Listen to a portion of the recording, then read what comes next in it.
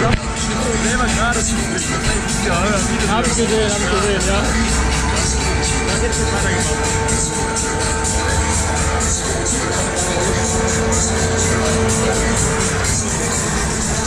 Am wollen wir mal. Wir überleben das. Wir schaffen das.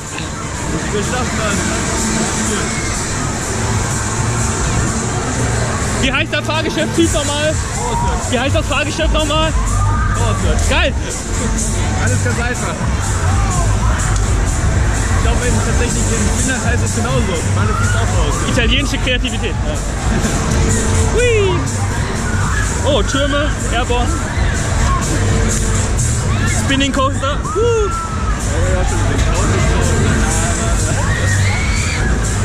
Noch ist das ein Twister. Ah, jetzt kommt was. Hey.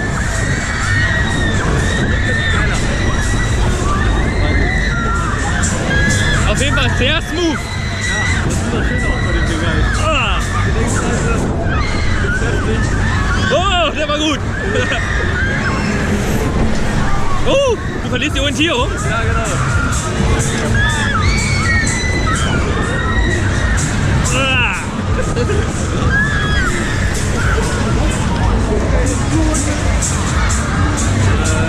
Angenehm.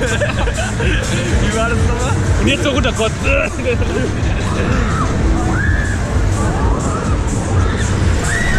Finale. Vor noch 3 Minuten.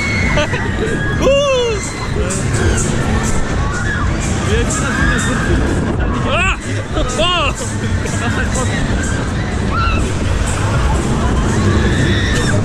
Also das ist so ein Ding, das könnte ich echt lang gefahren, muss ich sagen. Länger als der Berg.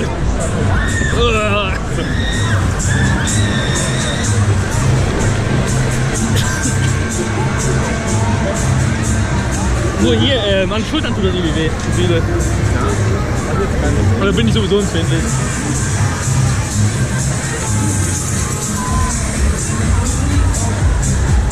Das ist der Fahrpreis. Oh. 2,5 Minuten. Ein bisschen. Alles Banane machen. Ja.